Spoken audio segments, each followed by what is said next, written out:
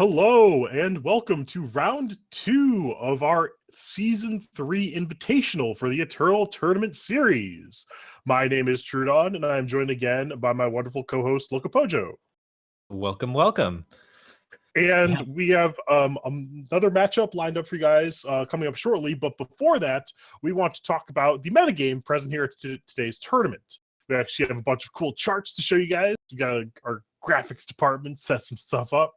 So we have here our tournament metagame breakdown. We actually had a couple people band together for tournament testing teams for this tournament. We have Vorpex's Favored, which is comprised of Iliac, Unearthly, Shed, Rewind, Thundershot, and Toth. And the Mediocre Parliament, which is Xanric, Komodo, and Redworld. The Vorpex Favored, a lot of them brought Felonscar. I know that Unearthly and Thundershot went their own way because Unearthly's going to play Rakano. That's what he does. And also, Mediocre Parliament brought a Timeless Primal mid-range deck.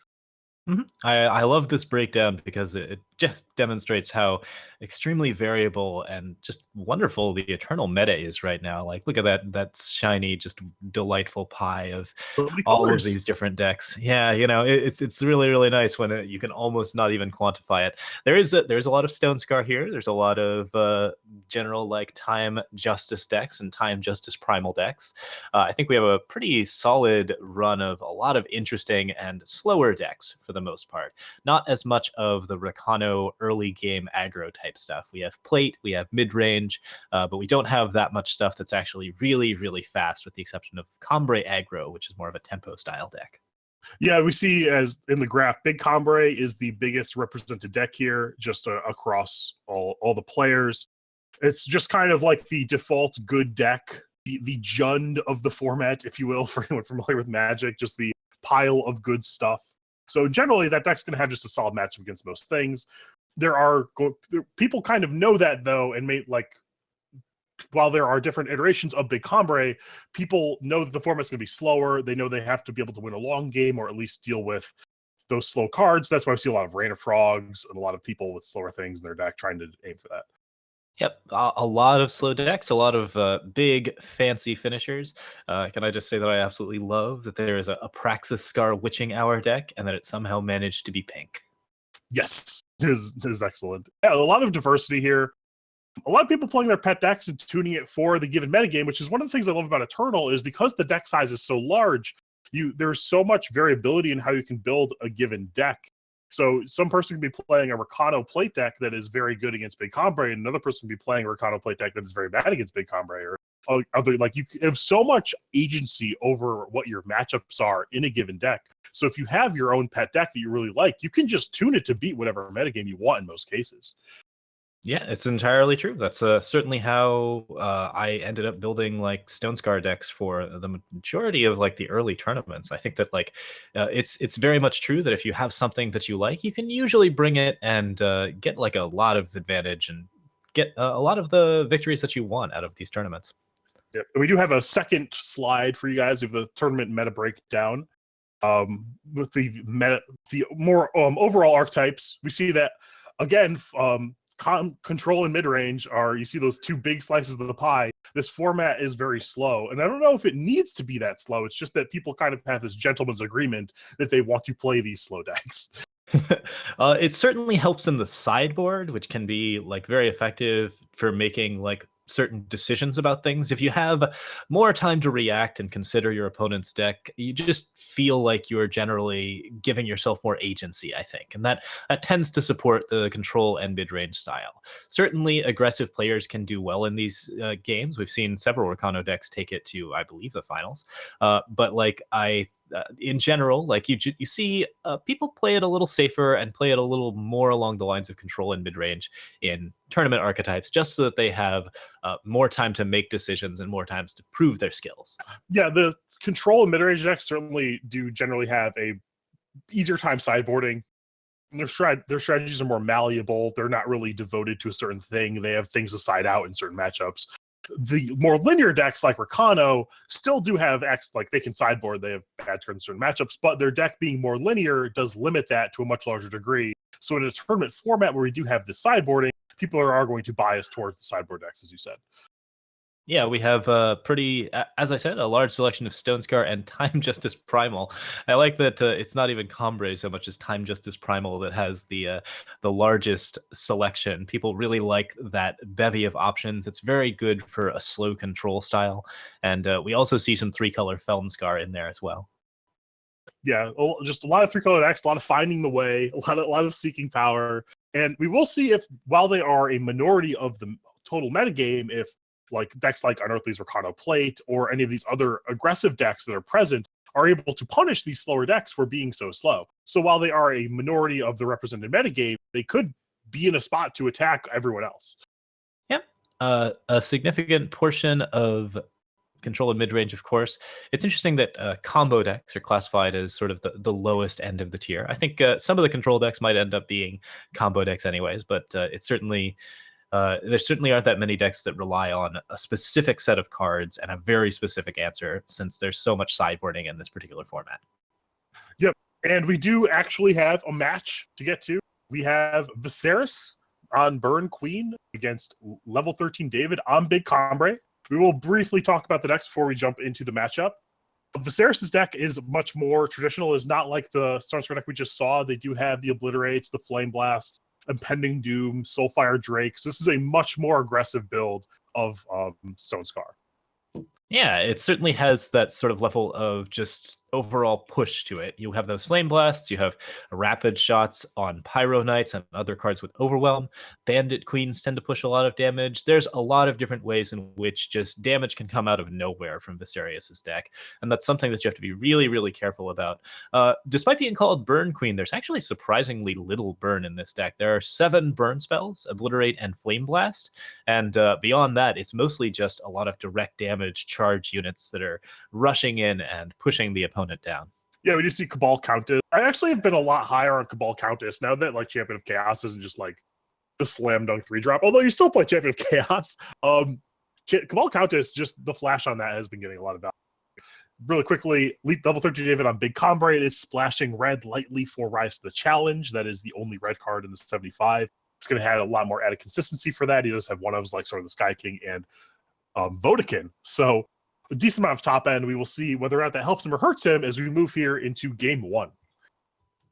Yeah, it should be pretty interesting. We'll see if he manages to pick up that red that he wants. It looks like he's throwing this hand back. It has a Siraf as an opener, but it looks like he's looking for something a little bit more stable in the early game.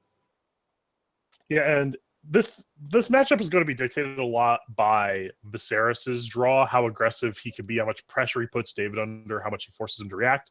And with the top deck over that Diplomatic Seal, he's actually going to be able to play 2-drop this turn, get this Argent Scanner in play, and hopefully follow up with 3 drops. And if this is the amount of pressure he's putting level 13 David under, David needs to start doing some stuff. Yeah, he's got find the way to pick up some extra power. That power will be depleted, so he might actually opt for the Seek power instead, just to guarantee that he can do something on turn 4. If he plays Find the Way here, he might be denied the ability to rise to the challenge on 4. He'll still be able to Combre Healer on 3, but overall, he's got a really slow, awkward hand. And if he doesn't find something to help out against this sort of early rush from Viserys, it's going to be very hard for him to come back. Although if Viserys, he drew a banner, fortunately for Viserys, but if Viserys didn't draw the power to play a 3-drop this turn, David would be able to Combre Healer. That prevents the Argentport from attacking. Would have been able to stem a lot of this bleeding, and Combre Healer will still do a decent job of blocking here, but he's going to need more than that. So there's still the other Champion of Chaos. It's going to be fully powered on this untap. He's going to play another fully powered Champion of Chaos, or potentially end step a Cabal Countess. He has options here. Either way, David is under a bunch of pressure. Yep, it's going to be pretty rough here. He can torch the Combre Healer to kill it if he chooses to. If he wants to, he can also just play the second Champion of Chaos. You always have to worry about Harsh Rule and other silences with the champions. Like, if you overplay them, it can be rough for you, but I think Viserys is right to just press damage here as much as possible. Yeah, and I think that the torture on the Combre Healer is too much of an opportunity cost or giving up a 3-drop, and Viserys agrees he does just like to play the Champion of Chaos.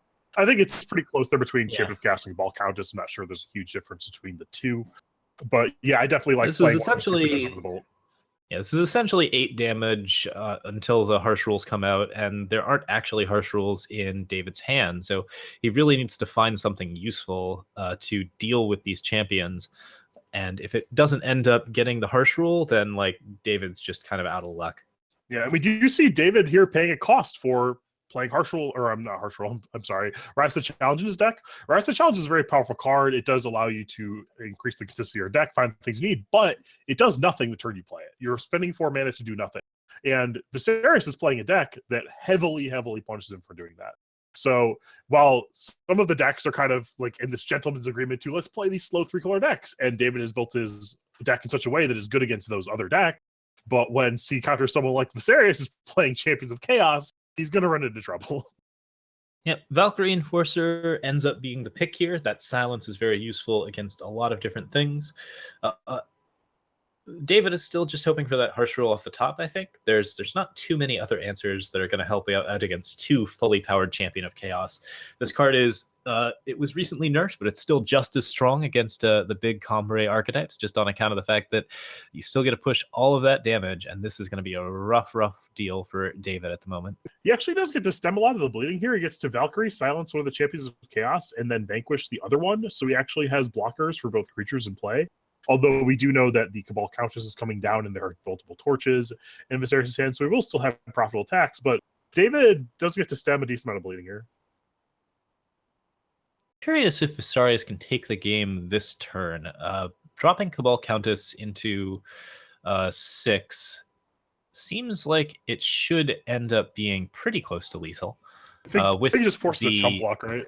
Just forces a chump block on the Combray Healer. And then 6. Oh no, yeah, you're right, because of the torch. Right. Yep.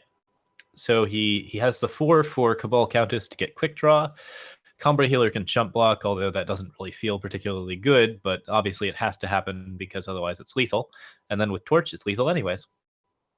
Yep, I forgot he had enough mana to do both Ultimate and play the Torch, so that will push through exactly lethal for Viserys, giving him game 1. And we'll move over to sideboarding, where hopefully level 13 David can get some help. Early awkward hands are something David's definitely going to want to deal with. Trying to slow down his deck too much here has hurt him quite a bit. So if he can find some earlier cards to play, that's going to be pretty relevant. We can already see Mystic Ascendants and Reality Wardens and all of these other things that are at the top at 6 getting cut down a bit. And the Rise of the Challenges are going to. Yeah, you can't afford to have a card in your deck that's just 4 mana do nothing. You just need to affect the board every turn, stem the bleeding from the creatures so the burn does not finish you off. And we will take a look at the sideboard of level 13 David to see that he has 2 Protect, 4 Awakened Student, 2 Combray Healer, 1 Scorpion Wasp, 2 Stand Together, 2 Valkyrie Enforcer, 1 Harsh Rule, 1 Reality Warden. The Protects and the Combray Healers are the 2 most important ones. I could definitely see an argument for putting in Valkyrie Enforcers and Scorpion Wasps and Harsh Rules if you're in the business of that as well. But the 2 auto-includes are likely going to be the Protect and the Combray Healers. David is playing a very transformative sideboard. He's cut basically the entire top off of his deck and is also cutting power cards such as the Find the Way, which does mean that he basically like tops out at 5, but will get some value out of cards like Great Parliament and Seraph if he can keep those cards alive for long enough. Stand Together and Protect, of course, are going to be pretty effective cards against the overall burn of this deck, but he still has a basic problem of not as many early threats to play or like early removal cards, so it's going to be hard to find all of the answers that he's looking for. I do like the general transformation of his deck, though, to cut out a lot of the top end, just play all the lower end cards that can still rumble with the Stone Scar creatures, try and stay alive. And briefly, before we move into game 2, we'll take a look at Viserys' sideboard. We already saw him sideboarding a bit, but he had access to Dark Return, 3 Ruin, 4 Sabotage, 2 Suffocate and Annihilate, 1 Cabal Countess, 2 Black Iron Manacles and Soulfire Drake. So I would just expect to have some removal. Possibly some of the Sabotages come in to deal with things like Protect and Harsh Rule.